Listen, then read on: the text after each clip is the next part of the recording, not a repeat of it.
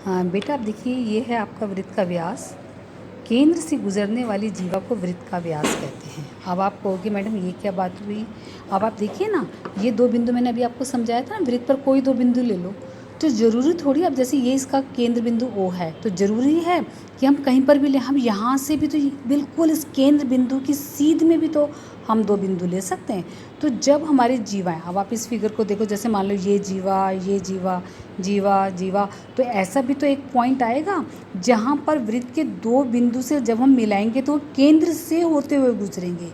तो जो केंद्र से होते हुए जीवा गुजरती है वो सबसे लंबी जीवा होती है और वही वृत्त का व्यास भी कहलाती है। ठीक है, डेफिनेशन देखिएगा बेटा आप।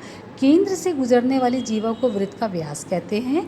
ये वृत्त की सबसे लंबी जीवा होती है व ये वृत्त को दो बराबर भागों में बांटती है। प्रत्येक भाग को वृत्त का क्या कहते हैं हम? अर्धवृत्त कहते हैं। यानी अगर ये वृत्त की जीवा है तो ये वाला पार्ट भी अर्धवृत्त कहलाएगा, ये भी अर्धवृत्त कहलाएगा। सपोज़ मैं इस तरह से लेती हूँ और अगर मैं इस तरह से, ये जीवा मेरी है तो ये अर्धवृत्त, ये अर्धवृत्त। अगर सपोज़ मैं कैसे भी केंद्र बिंदु से किसी तरह से भी मैं ये लेती हूँ वृत्त का व्यास, तो ये दोनों पार्ट क्या कहलाते हैं?